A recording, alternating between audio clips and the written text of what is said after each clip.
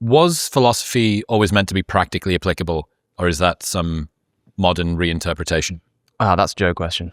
Oh, well, I mean, I suppose one of the differences between, like, very broadly speaking, between something like ancient Greek philosophy, say, and the way that we conceive of philosophy today is that, philosophy today is largely thought of in terms of different fields. You've got your kind of epistemologists who discuss questions like, what is knowledge, and, more importantly, how do we attain knowledge? What are the kinds of systems and processes that produce reliable knowledge, that kind of stuff. And then there are kind of ethicists talking about, what is the good life?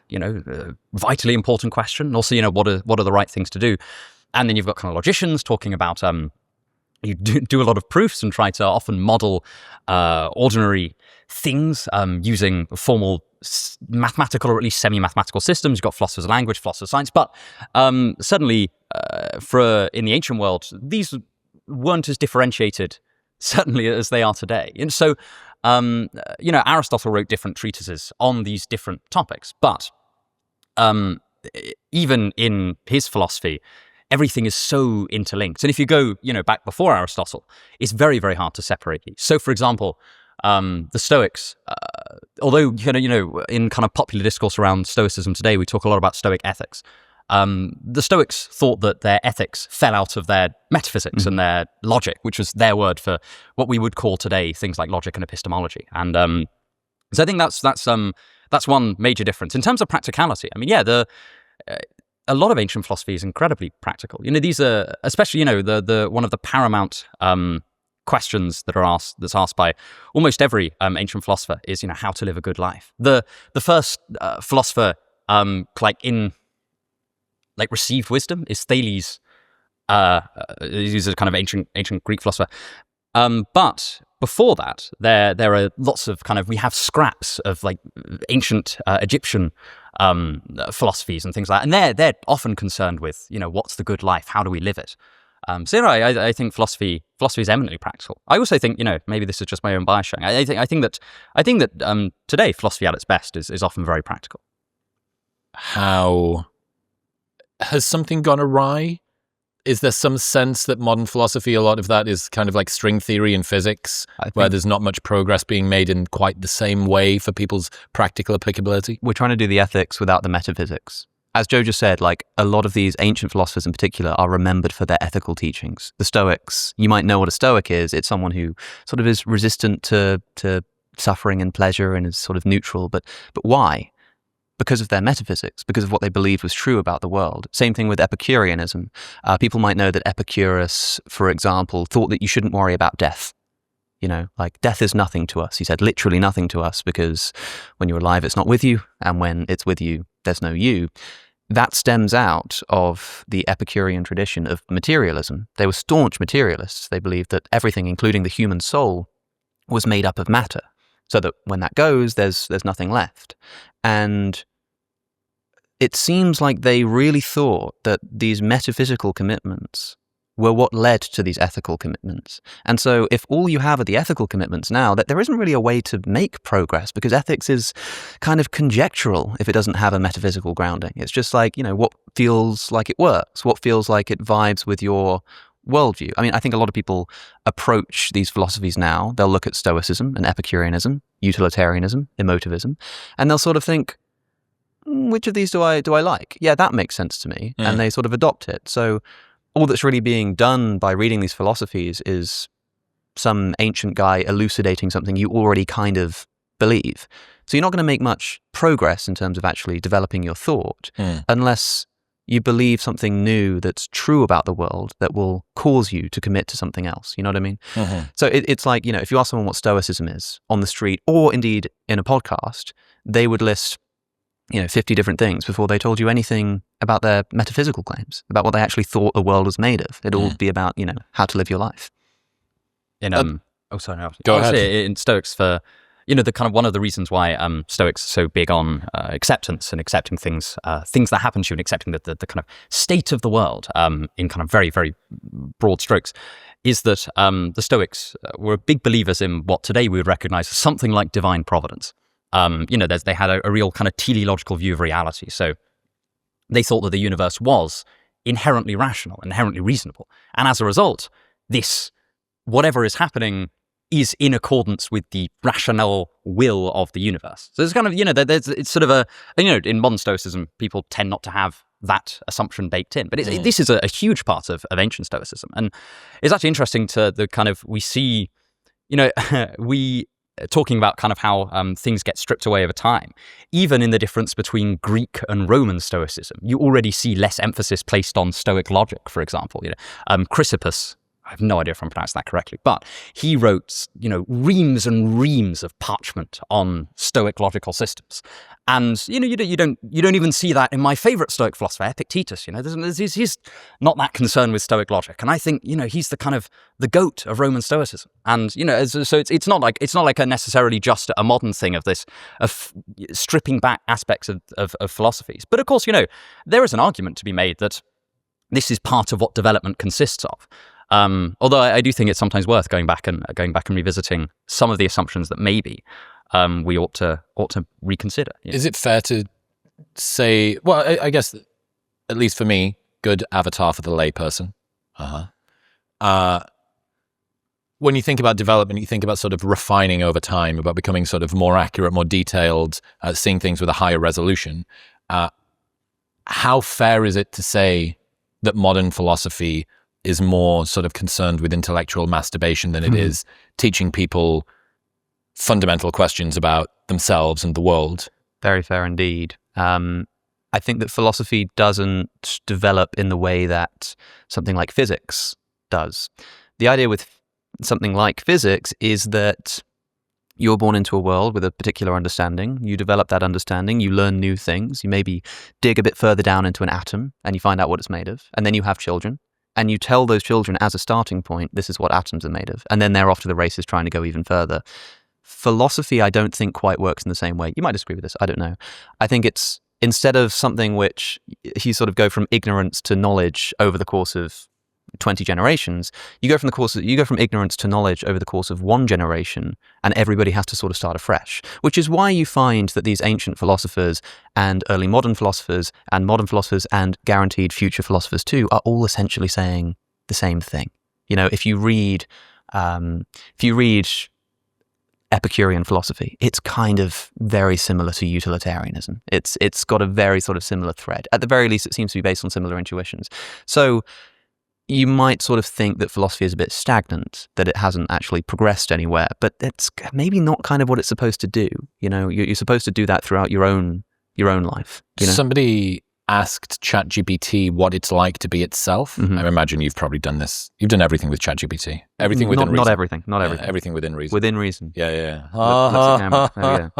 Subscribe. He said it. And one of the things that it said was, imagine basically every time that you had a conversation, your memory of the last one was wiped. So each new context window is a brand new. So it makes me think about what you're talking about here. This generation needs to rediscover, or it tries to answer the same questions over and over and over again. Because the important stuff with philosophy is probably the way that it allows you to live a good life, or a life that you see fit, or to console you in some regard. And that is something that will happen over the course of an individual life. I would take what ChatGPT says with a pinch of salt, because, of course, it probably is not in fact conscious. But it does give us an interesting sort of in for thinking about what it might be like to be such a creature. What would it be like not only to have your memory wiped every time you started a new day or conversation, but also to kind of be one thing with many avatars.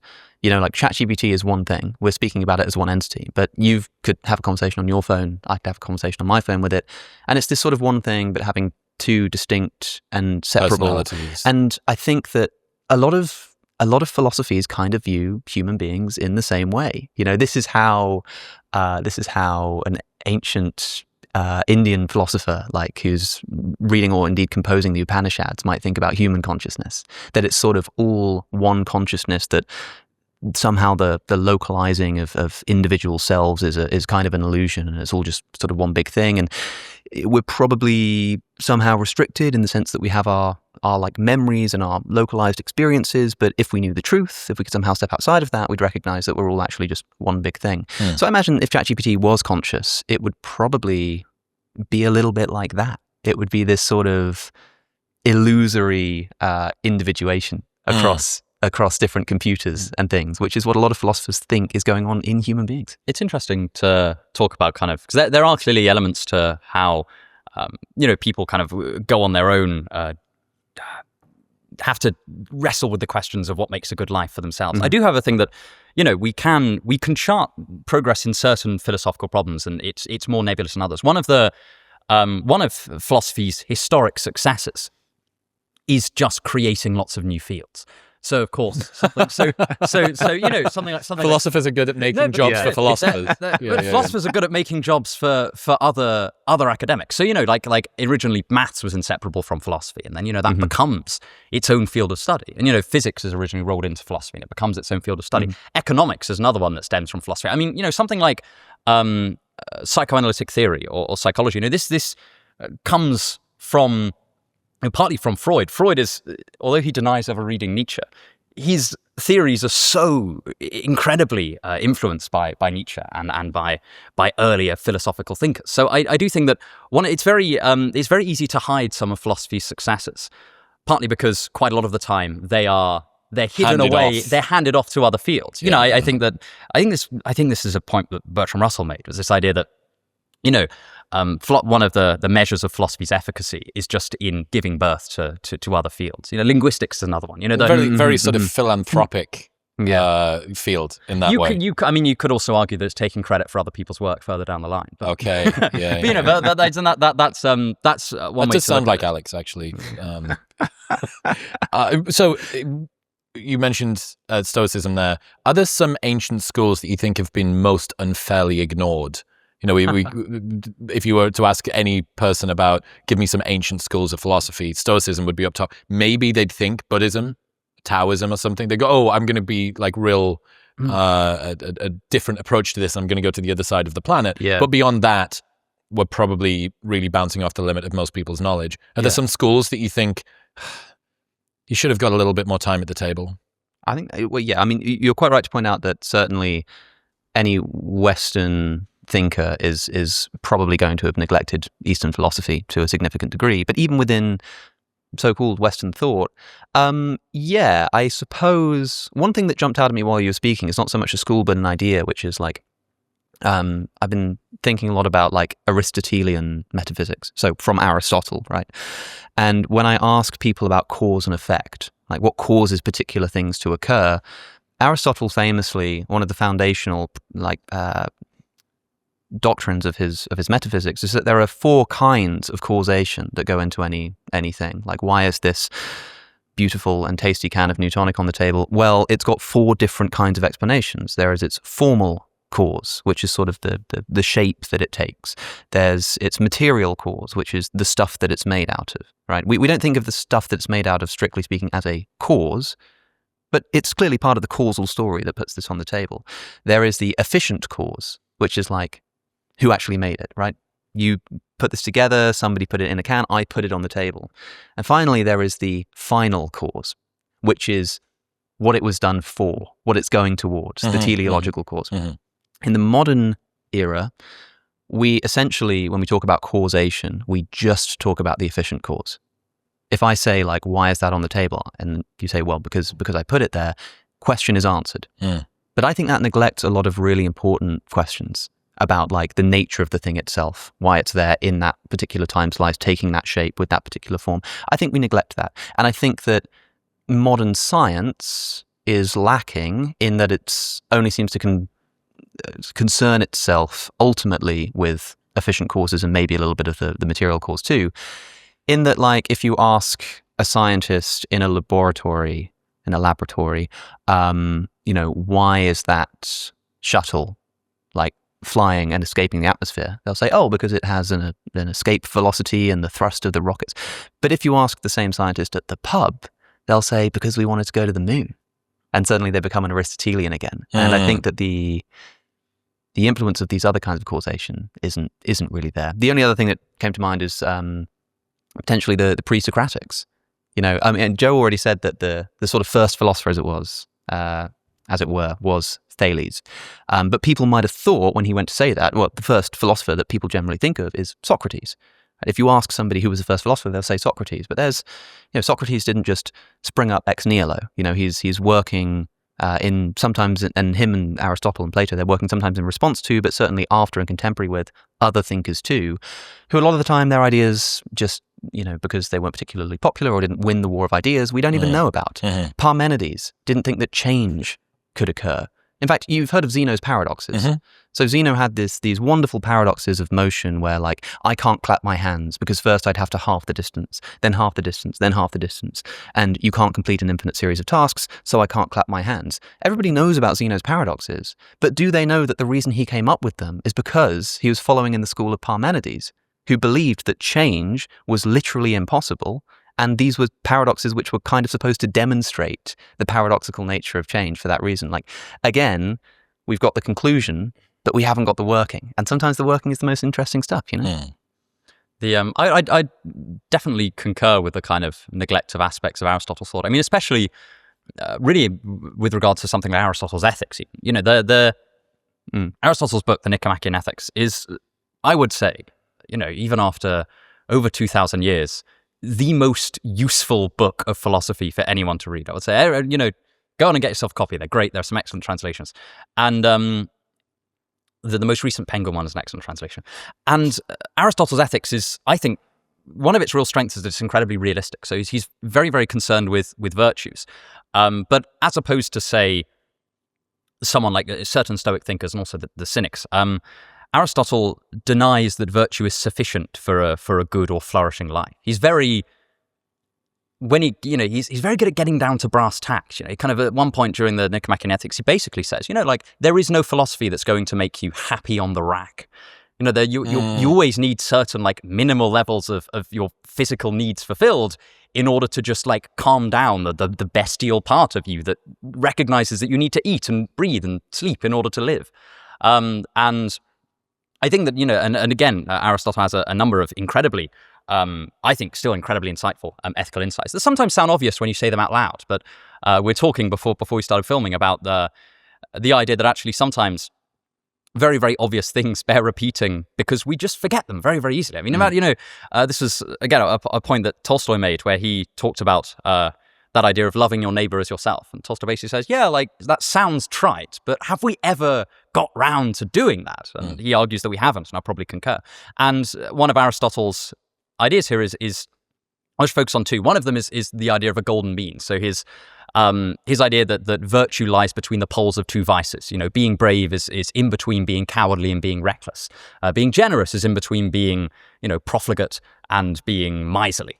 And, he has, and I think that's a very useful framework. It sounds, almost like common sense when you say it out loud, but actually attempting to think in these terms can be incredibly useful. And the other thing that Aristotle that I'm so bullish on with regards to Aristotle is he's got an incredibly well worked out theory of friendship. It's in two books, book 8 and 9 of the Nicomachean Ethics. And it's some of the best writing on friendship I think there's ever been. Aristotle, in some ways following in the footsteps of some previous thinkers like Epicurus was a very, very big fan of friendship. Actually, I'm getting my timelines confused there. But either way, Aristotle is incredibly, he thinks that having a group of friends and moreover, friends that that are friendships of virtue. So friends that you're not just there because you enjoy their company. You're not just there because they have something that you want and you're trying to get at, in the way that someone might schmooze up to their boss or just you're friends with somebody but simply because you enjoy their company. These are friends who are sort of getting together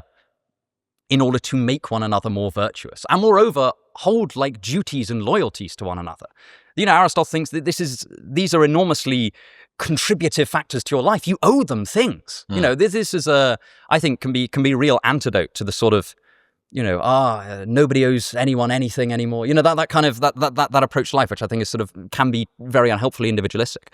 And yeah, I think that sometimes stepping into the footsteps of an ancient thinker like Aristotle is one way to sort of get a bit of distance from the way that we might currently live. And I think that books 8 and 9 of the Nicomachean Ethics, where he so clearly thinks, groups of friends, this is halfway to the good life, effectively, is an insight that we could really use. Everyone thinks friendship is important, right? It's very easy to say, but like culturally, we place significantly less emphasis on friendship than at almost any other point in Western history. This is like, think about, I don't know if you've, ever read through sort of like letters from the World Wars or from like the Crimean Wars or even the Napoleonic Wars. These are people writing to their friends, and the way that they talk about their friends is amazing. It's sort more of passionate and sort of vulnerable, and more. It's just very clear that friendship is a huge part of the way that they organize their lives. Like we, the kind of standard way of, I suppose, of organizing your adult life now is to organize it around a romantic partner. And I think there's an awful lot to be said for romance. I just think that there's also an awful lot to be said for friendship, and it very much gets overshadowed. Like, when was the last time, or if we were to compare the amount of great films that are about, two people getting together versus two great friends. I mean, films about two great friends, like Bill and Ted? Harold and Kumar Go to White Castle. Harold and Kumar Got the Munchies. These are, freak films all. But, it's completely outmoded. And I think that's why I'm very bullish on Aristotle. Books 8 and 9 of the Nicomachean Ethics. Yeah, I wonder what it is about Stoicism. I guess just very good PR and branding kind of suits the modern world, a time when people are a little bit lost. They're unsure. It's I've never been super attracted to it on that level. It's really popular as I guess kind of a means of consolation and way of sort of structuring your life.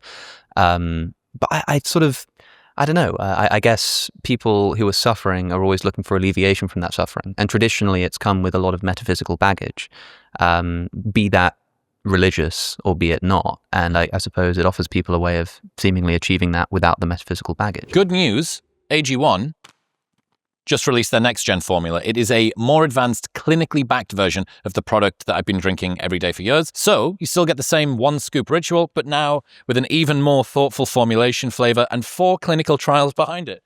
AG1 has been evolving since 2010, continuously improving alongside the latest research, and AG1 Next Gen is the result clinically shown to help fill common nutrient gaps and support gut health, even in people who already eat well. In one study, it boosted healthy bacteria in the gut by 10 times. And if you're still unsure, they've got a 90-day money-back guarantee, so you can buy it and try it for 3 months.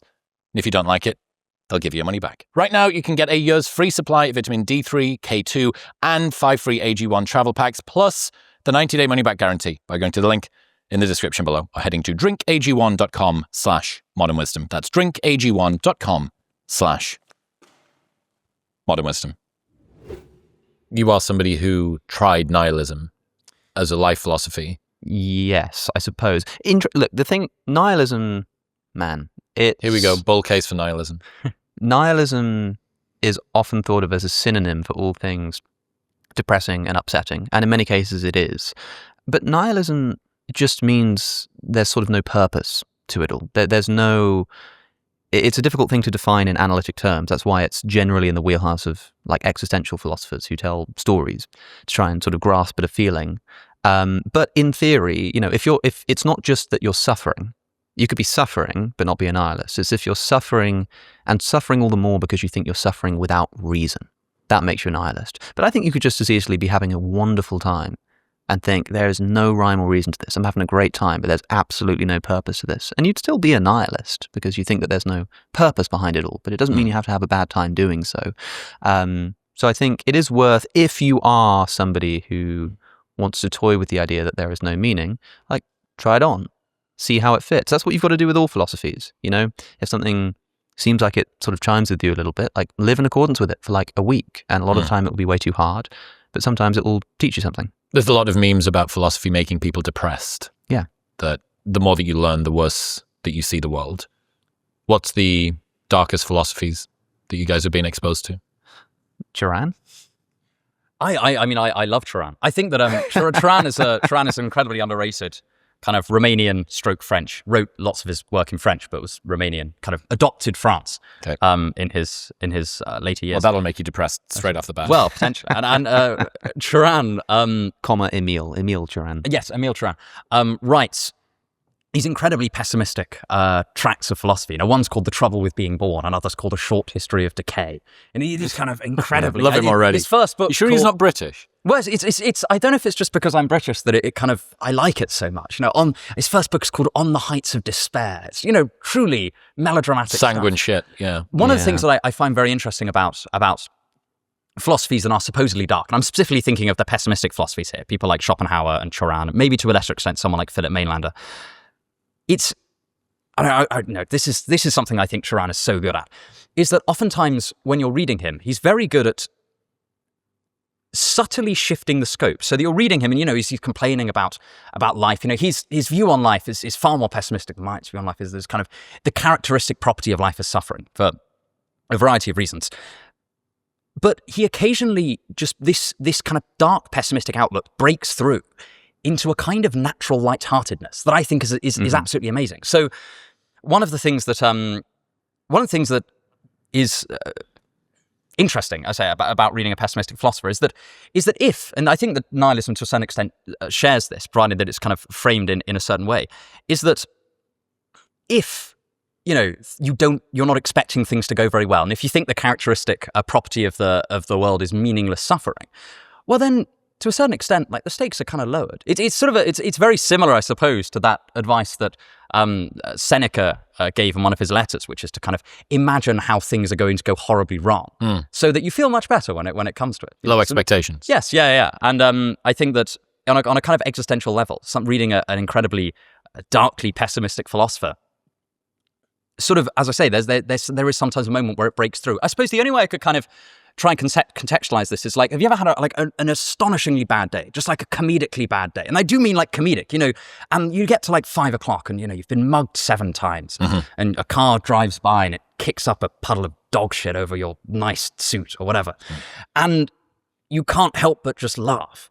Because at that point it's like, oh wow, like this has become funny. And I think that's something that Choran is very, very good at. And that's why, I often talk about him as one of the darkest philosophers of all time. He's also one of the funniest, one of the few philosophers where you can read him and laugh out loud. It is hilarious that suffering is dose dependent in that way. Yeah. Like your response to it, a U-shaped curve. It's like too little, everything's probably okay.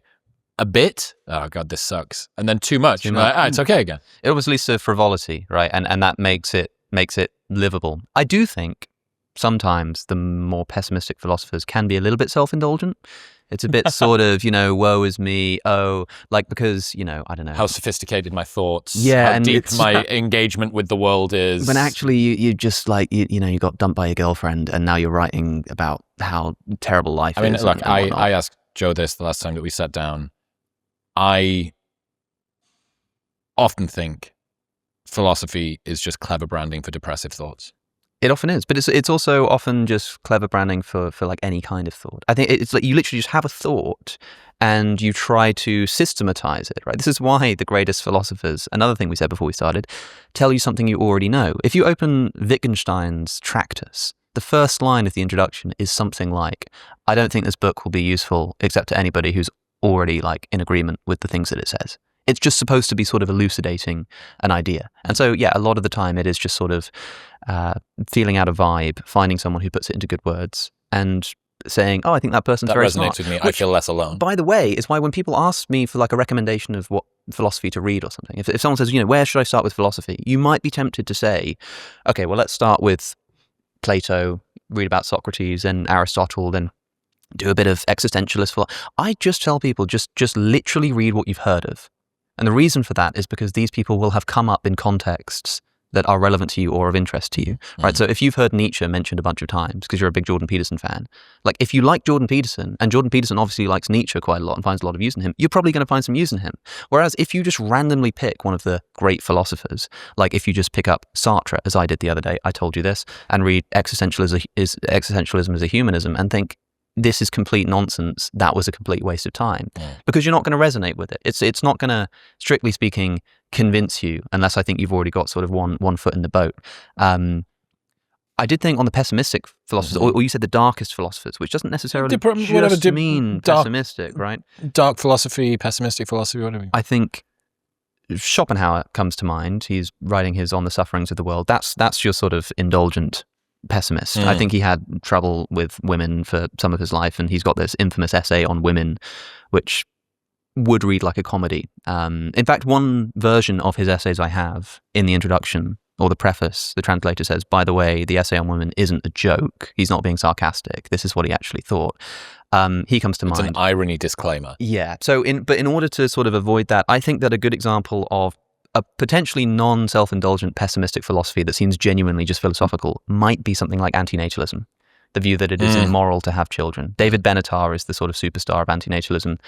He wrote a book called Better Never to Have Been, which sounds like one of these sort of, I'm about to write about how terrible life is, I wish I was never born. But it's not. It's like, philosophically speaking, he tries to make a case that it's just better for no one to be born. Even if their life is filled with more pleasure than suffering, he thinks that it's still immoral to bring them into existence. It's an interesting take. We had a debate about this 5 years ago in the Barbican. That sounds about right. Yeah. When we first met. Like canteen at the Barbican. And we were having the conversation. And people came, tried to be social, listened for 5 minutes, and then left. And there was just this sort of steady cycle of people coming and going. This doesn't sound very nice at all. So yeah, Benatar actually probably does fit. A good example of why you might find it dark. I mean, I call it dark if you like. I mean, for an antinatalist, they'll say, no, the darkness is that you're, unconsensually bringing people into suffering. That's the representation of... But in terms of how it's perceived, I think that as far as pessimism goes, the idea that it's immoral to have children. I mean, you've heard of like the pro-life and the pro-choice crowd. Benatar and his crew are like anti-life. Like it's like this sort of third option that everybody forgets about. He's got some wonderful sort of little tidbits in there. He takes a divergence into the philosophy of disability for a time, sort of making a case that in principle we are all disabled in some philosophical sense. How so? Are we all disabled? It's been a while since I've read it, but I think he sort of imagined. So one way of thinking about this would be like, imagine if everybody whose legs worked suddenly just died, and the only people left on planet Earth like don't have functioning legs. Maybe not instantly, because people would have memory, but after not very long, it just wouldn't be considered a disability to not have legs, because that's just how everybody is. And Benatar sort of imagines, in principle, the things that we could have that we don't, which means that in principle we are disabled in the same way. We just can't fly. So there are all kinds of sufferings that come about in our life, like having to climb the stairs, which we don't even notice as sufferings. And if you add all of these up, they become pretty significant. It's a bit of a trip, but really interesting, and I think probably dark. The other thing that's quite nice about Benatar, I said it was sort of dry earlier, and I did mean that as a compliment. Sorry, I realize is that as opposed to like frilly. Is that Benatar is very. He gives a very logical argument, as in there I would say there are problems with the argument, but as in like it's very clearly laid out in a way that quite a lot of pessimistic philosophers write in sort of semi poetry. Benatar, if you're a hardcore analytic fan. He's probably the pessimist you're going to enjoy. Seems that way, I suppose. You spoke to him, right? I did. I had him on my show. He doesn't show his face. Yeah, he doesn't. I actually don't know if he uses his real name, but he doesn't show his face. So there is also that added element that he doesn't want to be seen. Oh, so he's the sleep token of the philosophy world. Oh, are they the mask-wearing Slipknot? Yeah, Joe, don't make that face. No, sorry, no. It's an I don't. It's very, very cool, very popular. But this, when you guys start telling me about, Anistatis of ancient Scythia, and I go, oh yeah, and I need to nod along like this. This is your turn. Oh yes. Okay, there we are. Thank you. Very good. What's the philosophy of sleep token? If you go on the Reddit, really deep. Really, really, really deep. The lore goes hard. The lore goes hard on many subreddits. I have a subreddit too, which has some interesting laws of its own. I've seen them. I think. Oh yeah, I've seen them. Yeah, you've got canon. Yeah, apparently so. Okay, so Benatar's got this. I remember his whole thing is this balance between suffering and pleasure. Yeah, is that even a tiny microcosm of suffering is so great that it outweighs any amount of pleasure. He calls it like an asymmetry argument between pleasure and pain. So I've just pulled that out of a 5.5-year-old canteen conversation. I've got a memory on you. Thank you. This is if why that's you've made it not so far. a great advert for a tasty drink, yes, 0 calorie, some available 3 million now at subscribers later. /modern wisdom. I don't know what it is. Come on. And he remembers. Yep. I think when a lot of people would consider, is life worth living? One crude way of working it out is adding up the pleasure, minusing the pain, and sort of seeing what you're left over with. Is it worth living overall? Benatar thinks that crucially, before you exist, the potential pleasure that you might experience if you come into existence doesn't matter one jot. It's literally irrelevant. But the potential pain that you would avoid does matter. And he tries to prove this through some sort of intuitive thought experiments. For example, there are no conscious beings on Mars, right? We don't really think that it's a bad thing that all this pleasure that could be on Mars is being missed out on. We don't think, what a tragedy that all of the potential pleasure that could exist on Mars isn't actually happening. But we might think that it is a good thing that there's no suffering up there. And some people hear that kind of example and go, yeah, that makes sense. Some people go, well, no, I am sad that there's no pleasure on Mars. It's sort of an intuitive thing. He also, one other way of thinking about this, at least for the imbalance, might be a question, which is, would you take 5 minutes of the worst imaginable, conceivable suffering that you could experience if afterwards you got to have 5 minutes of the best possible bliss? I mean, I don't know what you guys would do. You wouldn't take it? No, thank you. I don't think I'd take 5 minutes of the best possible bliss anyway. The rest of your life, will you just expectation? You just be complete. You just feel empty. You know? Well, I mean, that's another asymmetry.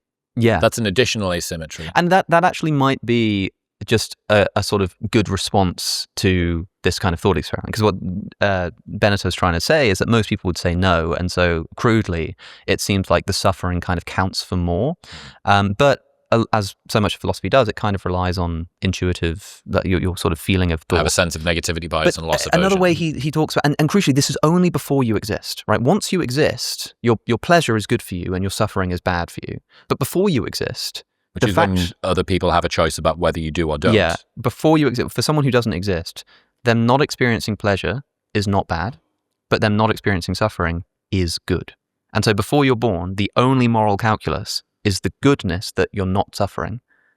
And so that's all that should be taken into account. It's good that you're not suffering. Let's not bring that into existence. Another sort of line of reasoning he goes down is a kind of like a rights-based approach, where he says, suppose, for example, that if I were to like break your arm, you would get an encyclopedic knowledge of philosophy or something. You might, if I gave you that option, you might think to yourself, like, you know what, I think that's worth it. Probably, it'd definitely be worth it for me. I'd take that. However, even if I would actually prefer that, if you didn't ask me first, if you just did it, like, you don't have the right to do that to me, right? If I found you in need of an ambulance and the only way to save your life somehow was to break your arm, then I think most people say you should do it. But if by causing you suffering, I can not save you from worse suffering, but bring you something good, most people think that I don't have the right to inflict that suffering on you, even if it would be ultimately worth it. So for Benatar, same thing before you're born, right? You're allowed to inflict suffering to prevent worse suffering, but you're not allowed to inflict suffering on the promise that there'll be some good that comes out of it unconsensually. Because what you're essentially doing is causing a bunch of people to unconsensually experience masses of suffering that they had no say in. Some people have actually tried to sue their parents for wrongful birth because that has actually happened. If you're Benatar pilled. Yeah, exactly. So the asymmetry thing is quite important to Benatar's flavor of antinatalism. You can have antinatalism without it. You can just say that life consists in more suffering. And if you think it's consists in more pleasure, you've fallen for the Pollyanna principle, as I think they call it, which is the idea that we tend to remember the good stuff more than the bad stuff, the sort of rose-tinted view of the past. Most people, says Benatar, like vastly underestimate the extent to which their lives are going terribly.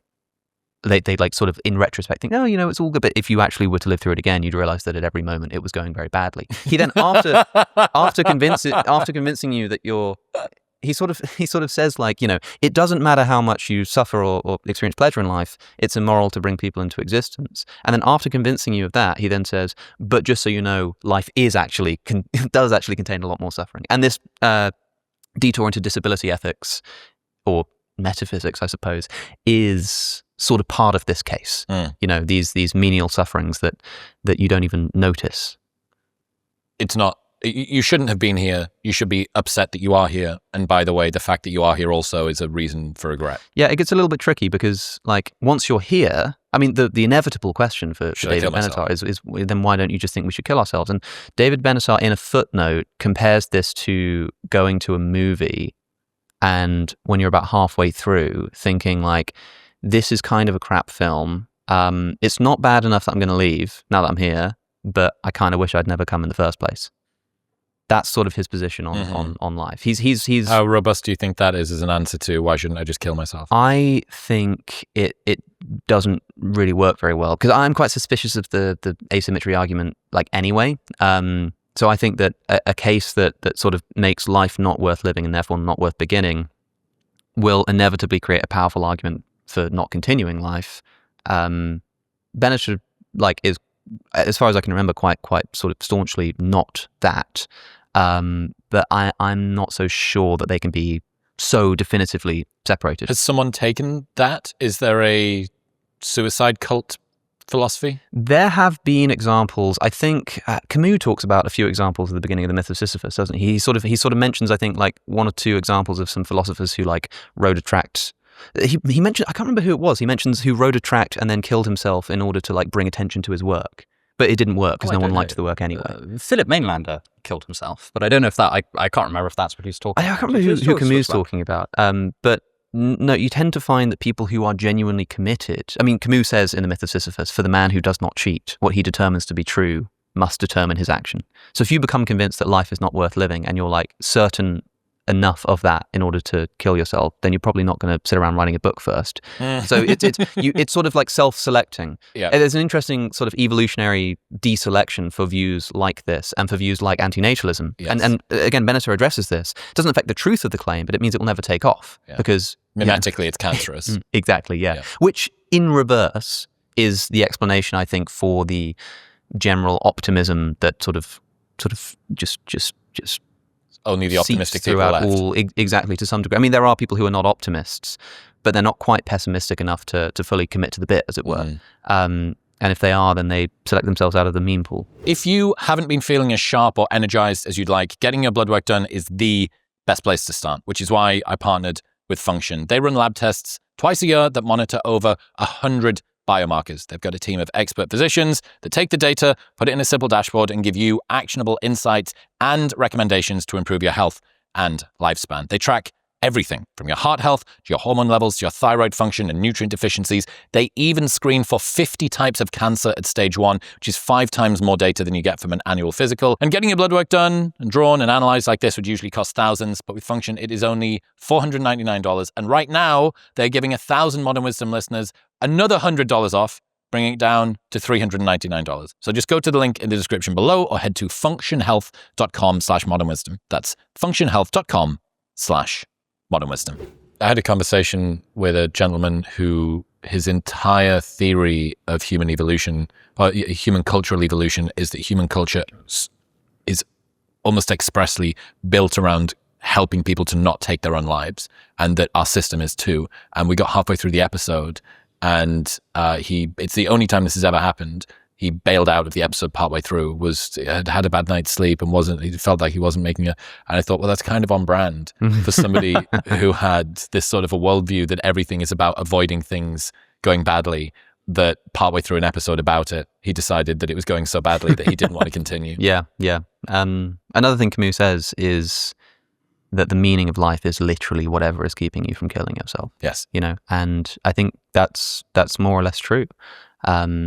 Why don't you kill yourself? Yeah, and I think that there are most people who engage with that topic do so on an emotional level, and that's the motivation for these kinds of thoughts. There are people who are just, like, intellectually interested in the worthiness of life, like whether it's worth living, but that very rarely is actually what's going on. I think when people are seriously struggling with this, and so I don't know, it makes it a sort of difficult philosophical terrain. But I think that people who are just interested in it intellectually often will appreciate someone who can just forthrightly discuss it. Because a lot of the time it's like, you open a YouTube video that's going to discuss abstractly the philosophy of suicide, and it opens with a helpline. It's like, way to give away your position. It's. I think people will like loads of ideological bias in the suicide discussion. But I think people want to feel like they're being taken seriously, right? And if you come with a philosophical or emotional conviction to the table, and someone before you even get started says, "Hey, just so you know, we're gonna move towards this direction," I think a lot of people would appreciate like a forthright, direct approach, which is why so many people are attracted to The Myth of Sisyphus by Camus, because it starkly opens with that there is but one serious philosophical question, and that is suicide. And it captures a lot of people's attention, because even people who aren't feeling suicidal are like, whoa, yeah, that's interesting. And they just want to read about it in a relatively straightforward way. I unfortunately think it's pretty overhyped, the myth of Sisyphus. Why? Why do you not like the myth of Sisyphus? I don't have an aversion to existentialist philosophy sort of generally, but it sort of doesn't really capture me. Like, I think that, I don't know. I mean, I don't know if Camus sufficiently answers the question. His famous conclusion is imagining Sisyphus happy, right? And I don't know if that's a satisfying thought to me. For some it might be, but for me it's not. It's just as meaningless as the situation that we began with. This sort of happy pushing of the boulder. I don't know. Joe, you can probably make a case. Is there a bull case for, well, just imagine this thing to be different, just play pretend until you believe it's like an act of rebellion for Camus. It's almost like an existential irony, right? Like, he's sort of, you're just going to enjoy the thing. Well, it's interesting, because I find the development of Camus' thought over time very interesting for this, because the myth of Sisyphus is often, the thing that people take away is, of course, imagining Sisyphus happy. It's such a famous image. But a lot of the myth of Sisyphus is significantly more, I don't know what the right word is, more intuitively abhorrent than that, if that makes sense. And even to Camus. So Camus writes the myth of Sisyphus. He paints a bunch of characters who are meant to be absurd men. And some of them are really awful people, like kind of philanderers, or, one of them is kind of, the actor who never becomes themselves and is just playing characters all the time.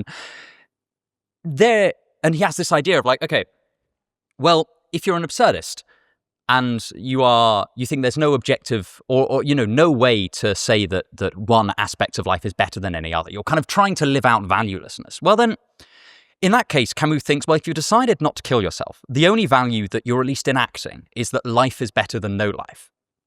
And so you should value the quantity of life over the quality of life. Now, of course, although that's not existential nihilism, that's pretty close to moral nihilism. And Camus clearly is troubled by this, because one of the next things he writes is a play called Caligula, which is all about the Roman emperor, a kind of fictionalized version of the Roman emperor Caligula, going absolutely batshit and killing lots of people.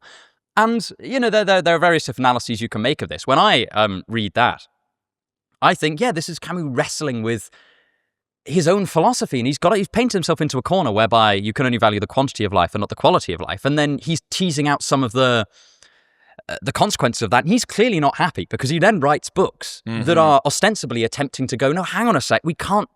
There are further things that we can do with absurdism that wasn't definitive. Yes, yeah. And we just, the myth of Sisyphus is one of the first things that Camus writes, along with the Stranger. Oh, it's the difficult first album. And it's like second EP explication of the outsider. And it is, I like the myth of Sisyphus partly because it's so counterintuitive, but some of his later works, things like The Plague. The Plague is an amazing novel. It became like a bestseller during COVID for obvious reasons. Yeah. And it's about a plague hitting the town of Oran in I think it's in French Algeria, what was then French Algeria, and how people cope with that. And it's people are given various different analogical readings for this. So one is to read it as an analogy for the Nazi occupation of France. Another is to, but part of the kind of tying this back to the development of Camus' thought from the myth of Sisyphus, one way of looking at it is to say, well, these are lots of things that Camus thinks when the chips are down, people turn to. One of them is friendship. I'm very bullish on friendship generally, but another one is kind of this kind of shared struggle. There are bits in the Plague where they sort of say, okay, yeah, we're fighting a kind of nigh omnipotent disease, but what we're going to fight it because that's the way that we're coping almost. In a time of kind of abhorrent struggle and people are dying around them all. Feels like the human centipede of philosophical arguments. A little bit, yeah. And so and then Camus writes The Rebel, which is one of his later works, which is again discussing what can an absurdist coherently value without simply falling back onto a kind of leap of faith or something. And I really like those later works. I'm not convinced that they actually are consistent with this earlier position he has of hardcore absurdism, but I do think they're still worth reading. Something that's actually understated in a great deal of philosophers who are now dead is like what they thought, as if they just like like lived for 1 year, wrote everything down, and stayed the same. You know, like we forget that people, like, you know, if you've ever thought about writing a book, and I'm sure we all at this table probably have at some point, one of the thoughts you have is like, you know, am I ready? You know, is this the right time? Because you recognize that whatever you write now in 20 years, at least some of it you're going to want to revise, or you're going to have changed your mind about. And you're also going to have to answer to. Exactly. And it's, you know, you're going to have your name in a bookstore and you have to grimace every time you walk past it. I would probably be driven mad. I'd like pull it off the shelf and scribble out the paragraphs by hand. And this is what humans do, right? And so when we talk about what Camus thought, as if his life consisted of actually just that day when he finally said, and done. Yes. Yeah. It's like he's just had a fantastically bad day, and the car is just, and he thought, you know what? Fuck it. You know? Let's go. Like David Hume writes the what's the first one? The treatise concerning human nature, and it's like this. Did he spell human with an E? Because that would have been fucking brilliant. No, it would have been properly bad. Well, he didn't know much about PR because the book didn't sell, and he later sort of revises his thoughts into the much shorter inquiry concerning human understanding. The same kind of thoughts revisited, and it's posited as like a sort of like an update. And he tells people not to read the other one, but some people think it's just because the first one kind of wasn't selling. And in fact, when I went to university, they made us study the treatise because it's more like fleshed out. But he literally like writes the kind of same thing again in different form later in his life, and so there is always sort of development of thought with philosophers, and we only tend to be aware of it when it's grand and dramatic, when someone converts from one side to another, when Anthony Flew becomes a theist or something. But it happens throughout the history of thought too. So like when you're reading a text by somebody, like if you're interested in their thought, like try to keep in mind some chronology of like when it was written, because otherwise you might be reading, you know, The Goblet of Fire before you read The Chamber of Secrets, and you're probably going to get the wrong kind of idea. I'm sorry. No, that's good. Even someone like Plato, who we quite often think of as having a very strong, stable, consistent set of literally principles. Made out of marble. Yeah. Well, and if you know, is one of his earlier works, which is both a kind of political treatise but also a theory of the human mind, is called The Republic. And then later he writes a book that's also a political work called The Laws. And you can see the development of his thoughts. In The Republic, he's very focused on what makes a good ruler. And in The Laws, he's very focused on, okay, he'd had quite a disillusioning experience with a tyrant called Dionysus, I think. Cool, yeah. In Syracuse, where Dionysus had invited him over twice, actually. And both times it went terribly. And said, like, I'm really interested in being like one of your like philosopher kings. Yeah, like this sounds really cool. You can help me rule better. And then he shows up, and Dionysus is just like drinking himself silly. And Plato was like, look, like one of the really big things about being a kind of philosopher king is like temperance and you know, not gorging yourself and kind of staying, because how are you going to make like really good decisions if you're drunk all the time? And Dionysus kind of goes, look, I'm going to stop you right there. Like, you don't understand. I'm in charge. And like, you do what I say. It's very on brand. And so and he basically kind of imprisons Plato for a bit, and he eventually gets free, and then he goes back, and same thing happens. And he flees, and disillusioned by this, Plato writes The Laws, which are much less concerned with what makes a good ruler, and are much more concerned with, if, you know, rulers come and go, how are you going to keep everyone in check? These philosophers often have like extraordinary lives. Why does Thomas Hobbes write the Leviathan?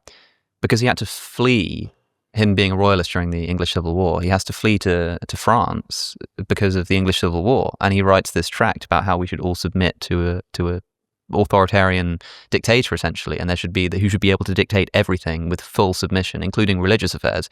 You've got to be aware not only of the chronology but also the context, some personal motivation, and also one other thing on this thread is beware that sometimes when you're reading people, they're writing under the laws of a country. Dostoevsky, his Notes from the Underground, one of the most famous of his books because it's so short and easy to read, originally contained a chapter which essentially argued for the necessity of Christianity, as Dostoevsky saw it, but it was censored and taken out. And so you end up with this sort of quite fully nihilistic tract. But I think a lot of that is also going on historically too. So beware that, you know, these are human beings with developing thoughts and political considerations inspiring their writing. When it comes to history of thought, is there someone that you think changed thinking forever, but was sort of useless in practice? Like someone who contributed to moving thought forward most without having any real life applicability? That's a tricky question. I'm tempted to say, in a non-insulting way, theologians, only because only because, like, obviously, if you're a believer in God, the nature of God will greatly affect some practical things in your life, the way that you worship. You know, should you worship the saints or not? Are you worshiping a tripartite, God, or a singular unity? That kind of stuff will be important to your daily practice. But if you're talking about in practice, like for society, as it were, then it's probably not particularly relevant to anyone who doesn't care about that kind of stuff. So that sort of springs to mind. But outside of that, I don't know, maybe some of the more abstract. The name that actually sprung to mind was Bertrand Russell, which you might jump down my throat for. But was he actually a practical philosopher?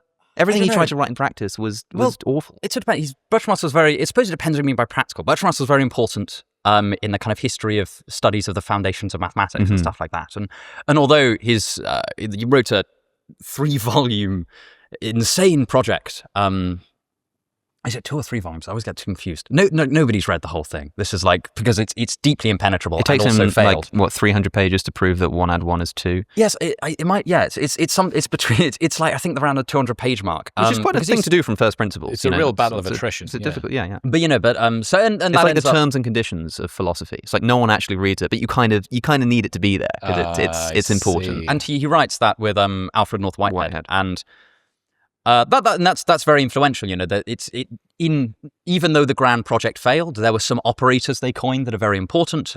Things like there exists a unique object such that, which is now very helpful in areas of maths. So not kind of helpful on an everyday level, but a lot of Russell's academic writing is very much in philosophy of language, philosophy of maths, foundations of mathematics, logic. These which I think are very handy. But, it's not necessarily like you're going to read his theory of descriptions and then just be out and about being like, oh, yeah. Like my life is so much better. Oh, okay. So I guess even broader than that, are there some branches of philosophy that should be just jettisoned entirely? Any bits that are just intellectual cosplay, dead ends? No, because philosophy, if you find a philosophy useful, then it is useful. That's kind of what it's there for. It's like asking the question of sort of, are there any like music genres that you think should get in the bin? And the answer is like no, because somebody's enjoying that, right? Like I'm sure it's useful to somebody. But if we had to get rid of one of them, I don't know. Maybe pure logic puzzles, philosophy of mind. Philosophy of mind is way too important. Philosophy of mind is the next big thing. I like it's excruciatingly boring for a lot of people. I mean, we've talked about how it's quite difficult to talk about it in a concrete way that's no one on of YouTube interest likes to an it, audience. and I can't work out whether it's because it's hard or because it's pointless. My audience have quite taken to the philosophy of mind. I think because I have too, and so I've got this like enthusiasm for it. I think it's really important, and I think like sell me on philosophy of mind. Watch this space, as it were. I think sell me on it. People are beginning to realize that consciousness, it's always been like, you'll have someone and they'll say like, consciousness, it's just such a mystery. And like, it's like trying to view the window pane through the window pane because we experience the whole world through that's interesting, but everybody kind of already knows that. That's why we're at the table having the conversation. There is a stark increase happening in the view that consciousness is, so to speak, fundamental. Here's the interesting thing. Yeah, so panpsychism, right? And here's one interesting observation, which is that there are these cliches that crop up basically everywhere you look, right? If you look at ancient Vedic literature, if you look at a meditative monk who achieves enlightenment in the forest somewhere, if you look at Joe Bloggs, who took LSD last week and had like this insane experience at the peak of his hero dose, they will say similar things, which is this sort of cliche of everything is one, I am one with the universe, the ego death, the dissolution sort of non-duality of the self. type thing. Exactly. And this kind of stuff has been present in these philosophical traditions, like from the beginning of history. The pre-Socratics talk about it a little bit too. And I think that we're beginning, like, people are beginning to become much more open to the idea that there is something true about that, and there's a reason why that keeps coming about. Panpsychism is growing in popularity because the problem is, like, we believe that there is a world of matter, and we know that we are conscious. And you've got a few options available to you. Either the consciousness is like a totally separate thing from the material, which makes it seem really weird. And why does it interact with me? If consciousness is literally immaterial, if it's not made of matter that like my brain and my body is, then it is a complete mystery how it would interact with my physical body. Like, it's not like it's floating around out there. It has no spatial dimension. It's not material. It's another piece of matter that is not matter. So but the it idea, must be some other kind of matter. Like, it is as mysterious that my mind would interact with my brain as it would be if my mind suddenly started interacting with your brain, or with that can of tasty new tonic on the table. Like, it would just be like, what are you talking about? If these are two separate kinds of things, you're talking about like taking the number 2, adding in a chair, and like getting, the color orange. It's just categories of different things that seem like they shouldn't be able to interact. Okay, so then maybe the mind is just made out of material. But then you run into some intuitive problems about the nature of thoughts. People keep coming at me because I like to sort of froth at the mouth over the thought of closing my eyes and imagining a triangle and asking where on earth that triangle is. There are true facts about that triangle. It's got 3 sides, right? That's true. It's really like, I can see it in my head. It's true that it's got 3 sides. Mm-hmm. But where is that triangle? It's not just made up of the matter of my brain. If I cut open your brain, I'm not going to find a triangle in there. You can sort of find the material activity that's correlated with the experience of the triangle. That's not the same thing as the triangle. So you've sort of got this sort of barrier problem of where you get from this material stuff to this non-material stuff. And the panpsychist says there is no barrier.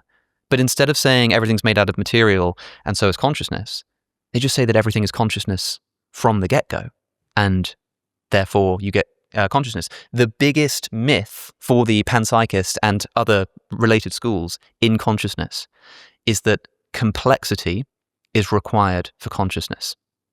That might be the big myth that needs to dissipate. So is their argument that because the brain is the most complex thing we know, it's the one that's got the most consciousness? It's got it. The things that we think consciousness is are actually sometimes just what consciousness does. Okay, let me. What the fuck does that mean? I'll explain it this way, right? So, if consciousness just means like some kind of experience, some kind of awareness, right? When we talk about what makes somebody conscious, we might talk about things like memory, first-person conscious experience, awareness, these kinds of things. But like, rudimentary consciousness on its own wouldn't necessarily require any of those things. Imagine for a moment that you had no memory. I don't mean like you forget what happened yesterday, like you've got dementia. I mean literally no memory laid down in any instant. What would that be like? It's kind of impossible to imagine. Imagine you were falling through the air and no memory was being laid down at any instant. Would you even know that you were falling? Mm-hmm. You'd have no sort of instant before to compare yourself with. You wouldn't even know that you were a being. You wouldn't know that your feet are part of you. You wouldn't have, there's no time for that to happen. You would literally, like, it's impossible to even conceive of what the content of your thoughts would be. They'd be the simplest possible thing that consciousness could experience. Mm-hmm. And yet it would still be conscious and aware. And so this, like the laying down of memory is something that consciousness can do, which gives rise to more complex conscious behaviors, like our conversations and me knowing that, we're in a building and that this is a microphone and that kind of stuff. But that is not consciousness. That's just one thing that consciousness does when it's complexly arranged. So when we look at like a rock and say there's no consciousness, and look at a brain and say there is, and it's because, the brain is complicated. The panpsychist says, no, consciousness is at the foundation of all of it. You've just got more complicated consciousness, which does things like memory and self-awareness and communication, and you've got less complex consciousness, which just sort of at the atomic level just sits there and sort of fizzes around, right? The analogy I sometimes give to explain this is, imagine comparing the rock to the Empire State Building.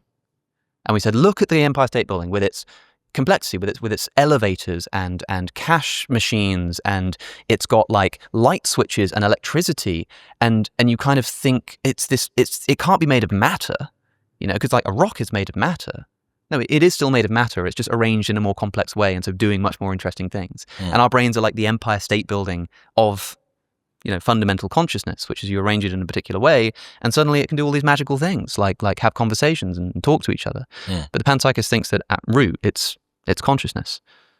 Before we continue, if your sleep's not right, you're taking ages to nod off, waking up at random times and feeling groggy in the morning, Momentus's sleep hacks are here to help. They're not your typical knock-you-out supplement overloaded with melatonin, just the most evidence-based ingredients at perfect doses to help you fall asleep more quickly, stay asleep throughout the night, and wake up feeling more rested and revitalized in the morning. I'm banking on you not being able to hit me. That's why I take these every single night, especially when I'm on the road, and why I trust Momentus with my life. All right, okay, there we go. Or at least my sleep, because they make the highest quality supplements on the planet. What you see on the label is what's in the product and absolutely nothing else. And if you're still unsure, they've got a 30-day money-back guarantee. So you can buy it and try it every night for 29 nights, 30 nights in fact. And if you don't like it for any reason, they will give you your money back. That's how confident they are that you'll love it. Plus, they ship internationally. Right now, you can get 35%. He's run out of ammo. Right now, you can get 35% off your first subscription and that 30-day money-back guarantee by heading to livemomentus.com/modernwisdom. The code Modern Wisdom at checkout. That's livemomentous.com. /Modern Wisdom and Modern Wisdom at checkout.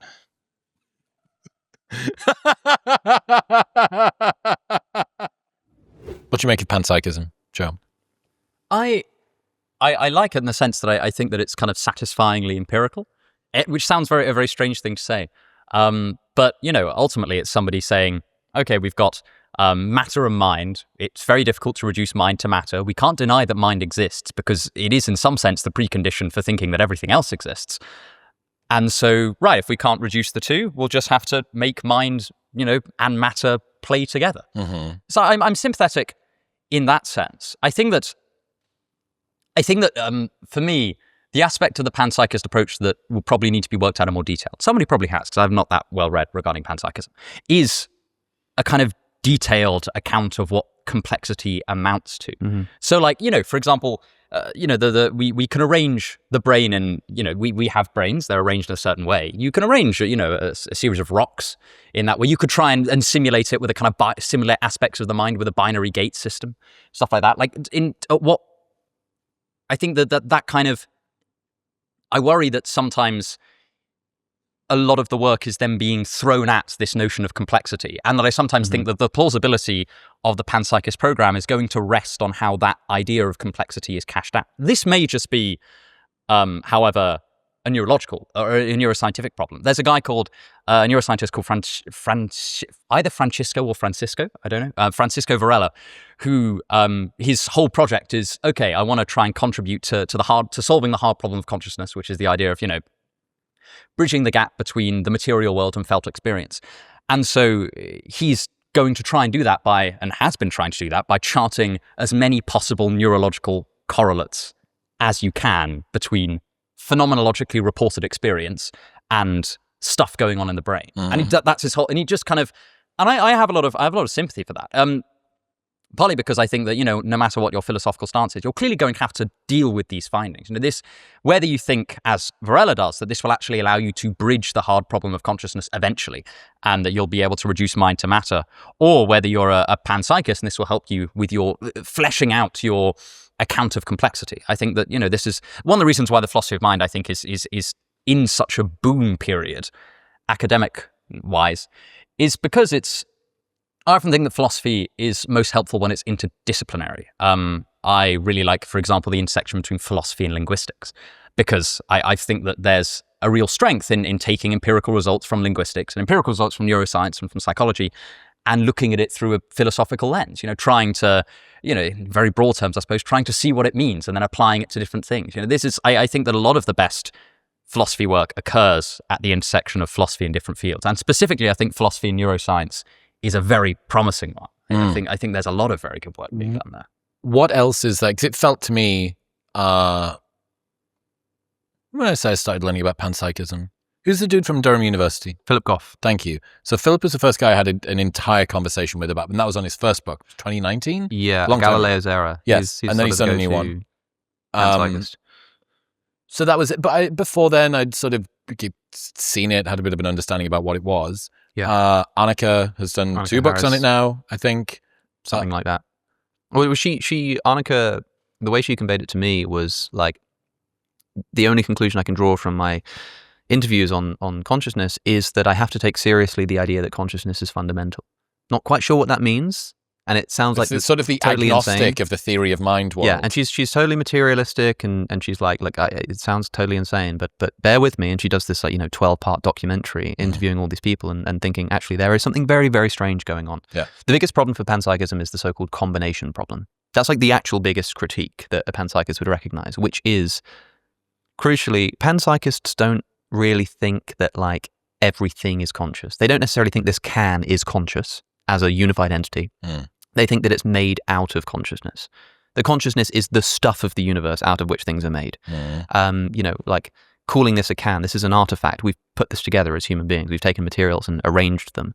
So it's like, there's nothing to say that it would get this unified center of consciousness. That would be kind of weird, right? If we took a bunch of consciousness and just put it together in this shape and suddenly it had a unified sense of consciousness. That would be strange. But that's what happens in the brain, according to the panpsychist. Right, so it's like if one person is in a field and a ton of other people are in different fields, and then you put them all together in the same field, and suddenly somehow you get to combine. one brain. Exactly. Like, why does my consciousness, if my brain is made up of consciousnness, then why, when it's arranged in a particular way, do I get this singular unified sense of self? And why is it not that like all three of our brains have a singular sense of conscious self? And if we got close enough together, which we're not going to do, then it would happen. They call it the combination problem because it's like, how do they combine? And interestingly, maybe, right? Like, I don't know if you've come across these split brain patients. Yes. I talk about these all the time. Yes. We've got some evidence to suggest that you kind of You have are multiple people. two like consciousnesses that are battling out with each other inside your very own brain. So that's the interdisciplinary thing. Like a lot of scientific research into the way that the brain works in weird cases like split brain patients. Look into it, ladies and gentlemen. It is freaky what your brain can do, like the two hemispheres, What's they can do. your favorite examples of My favorite example of this are, so your brain, the two hemispheres of your brain are connected by the corpus callosum. Corpus callosum, right? It's the connective tissue, which actually does more to inhibit communication than facilitate communication. There seems to be an evolutionary advantage to keeping them separate, right? Some people, as a severe treatment for epilepsy, would undergo a corpus callosotomy, where you sever it, right? This is what a split brain patient is. It's someone who has the connective tissue severed. They can still communicate through other means a little bit, but basically the communication is It's like a vertical decapitation. Exactly. Now, most people know that the left hemisphere governs broadly like the right visual field, and the right hemisphere broadly the left visual field. Also, the right hemisphere is supposed to be the kind of like creative Artsy. one, and the left one is the sort of rational, mathsy one. Bit of an oversimplification. But take a split brain patient whose hemispheres aren't communicating properly. You can show them something just in their right visual field. So you like block off the rest of their view and you just show them something to the left hemisphere and vice versa. So they've done some experiments on such people where they will, for example, show them a picture of an apple and they'll say, what can you see? And they'll say, I don't know. I don't know what you're talking about. And then you ask them to draw a picture of something and they'll draw an apple because part of their brain has seen it, but part of it hasn't. You will find those kinds of cases. But the most interesting to me, I needed to say that to set it up, is a study that was done, I can't remember what it was, Arnica writes about this, where they took a split brain patient and they showed one hemisphere of the brain an instruction. It's an experiment, so you're ready to do an instruction. And the instruction just says something like, get up and walk over there. So the person reads it, they get up, they walk over to the wall. And then you ask them verbally, why did you just walk over to the other side of the room? And you know what they say? It would be weird if they said, I don't know, wouldn't it? But they don't. They give a reason. They confabulate. But they're not making it up. They're not lying. They're not like, they believe it. They're like, I was trying to get some air. It's kind of warm in here. And they believe it. So there's this idea that one hemisphere of your brain is the so-called interpreter, and that you've essentially got your brain working on like doing particular things. Like you can imagine working on your like emotive impulses. You just do something because you just impulsively want to, or like instinctively feel it's the right thing. And then your left brain comes in and retrospectively says, oh, no, this is the reason why I did that. That I've got good reason for that. And you've kind of got these two parts of your brain governing different parts of your activity. What's the implication of that philosophically?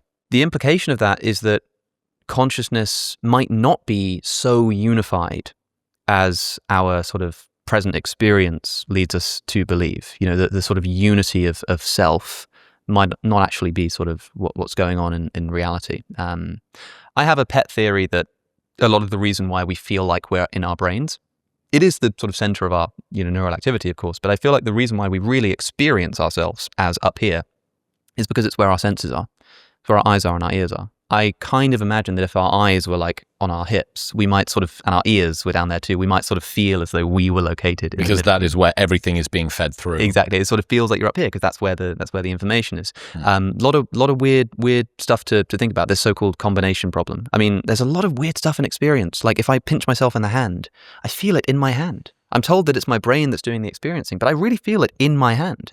You know, it's very strange. I think that poses a good analogy for those people who think that like there is one consciousness or one self, like Atman, which we're all sort of avatars of. Is like the left hand, if I pinch it, my right hand doesn't feel it, but it is. And that's within something that is supposed to be discretely kind of its own exactly. localized We are one thing, but I can get this localized pain in my left hand that my right hand doesn't feel. So let's just scale that across the one thing that is everything. Yeah. I mean, people say like, well, my consciousness can't be the same as yours because I don't have access to your thoughts and you don't have access to mine. So they're separate minds, right?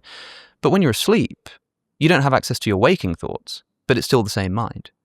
Right. There are a lot of like weird avenues to explore this unity of consciousness as this sort of fundamental principle of the universe. One of the interesting kind of corollaries. I mean, one thing that I find very interesting about that kind of, you know, one part of a lot of our conscious reporting is the kind of PR brain, so to speak, is that it reminds me a lot of kind of Nietzsche's picture of the will and of the mind, which is broadly speaking that we kind of have a parliament of different drives, and that, you know, those drives do what they will, so to speak. You know, there's not one will. There's all of these forces pulling in different directions, and then once we've won out on a course of action, we then justify that. You know, at least that's part of what Nietzsche thinks is going on. I'm always reminded of that kind of split brain going over to the other side of the room and saying, "Oh yeah, I went here because, you know, I wanted to look out the window or something." It's like, yeah, so it's quite a surprisingly Nietzschean picture. The other part of having a picture of consciousness that is in some way combinatoric.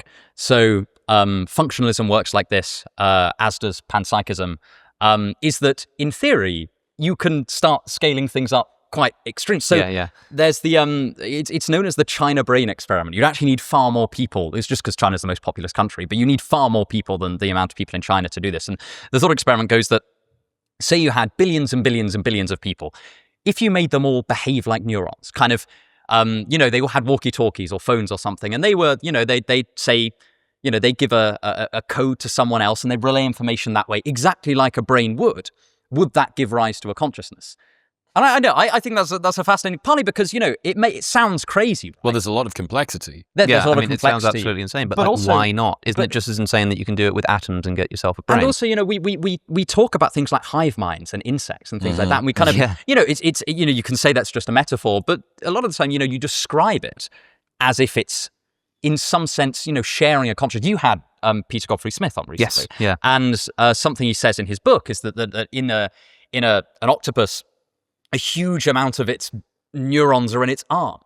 So I don't even mention this in the podcast. I'm so sorry, I haven't seen it yet. But one thing that he might, one thing he says is he ponders whether when an octopus gives an instruction to its arm, it kind of gives it the general vibe, and then the arm works out the details. Or what if the arm does it itself? It seems like the arm sometimes is sort of feel it and then sort of like, oh, what's that? Like then the brain. But interestingly, they sort of seem to be able to act independently in that way. But when they need to, they suddenly become unified. When there's a predator, they can suddenly like all shoot together and swim off as fast as they can. So it's like it's separable when it needs to be, but unified when it doesn't. And our brains probably do the same thing. Why do we have two hemispheres? And also, you know, because there's some utility in it. And to build on that point, you know, the if we're you know, scaling up to the idea, we talk about, or at least we used to it. This kind of fall out of fashion, but a lot of the you know, 19th century writing, not necessarily philosophy, just writers, very keen on the idea of spirits of nations and things like that. You know, Stendhal, the French author, travels around Europe, and in his little notes he talks about like, oh yeah, the spirit of the German,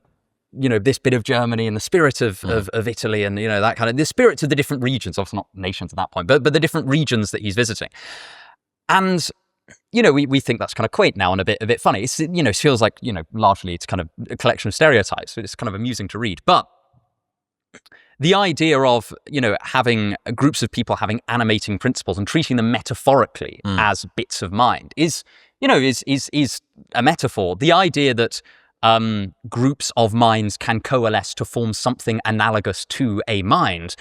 If you believe in that makes that metaphor a lot more substantial. But then, the further you go down this rabbit hole, the more interesting the questions become. Could a bunch of people simulating a mind have a conscious experience? We think about it, we think about mind as having, it's much easier to think about, a group of, 10 billion people having a thought or an idea than it is the idea of 10 billion people in this neurologically configured way. It's the unification is the issue. Yes, yeah. But I don't know. I think the more emotion based you ask those questions, the less intuitive it becomes. What I like about this as an example is that you can bring this down to your own experience. Yeah. It scales in that way because can you make one of your neurons have a thought? Yeah. Like, can that localized part of this localized part feel anything? Because you can, kind of. Yeah. There. Okay, but what about if you do individual nodes and then you think, well, if we scale it up, and this makes sense with the combination problem. It's all a bit weird to think about, right? Interestingly, David Hume... Maybe this isn't as boring as I accused it of being. David Hume didn't think that you would know... Like, Hume, the famous empiricist... there's a lot to say about Hume, but he thought, for example, if you had no experience of the world, if you just, had a pain in your big toe or something, and you'd had no experience before, you wouldn't know it was in your big toe. It's like, it's a really weird sort of implication of Hume's view, which I think is ridiculous. It's one of the many things that Hume says, which is completely ridiculous. He thinks that you essentially need to have this experience, which you then you realize has been due to something happening in my finger, and that allows you to draw that memory. I think memory is the key to a lot of this consciousness problem. Memory it allows you to string this sequence. Yeah, and when we think about memory, again, we think about it in terms of like remembering what you did yesterday. But I'm not talking about that. I'm talking about remembering, remembering the instant before this instant. Which when you start thinking about it in those terms, it becomes revolutionary.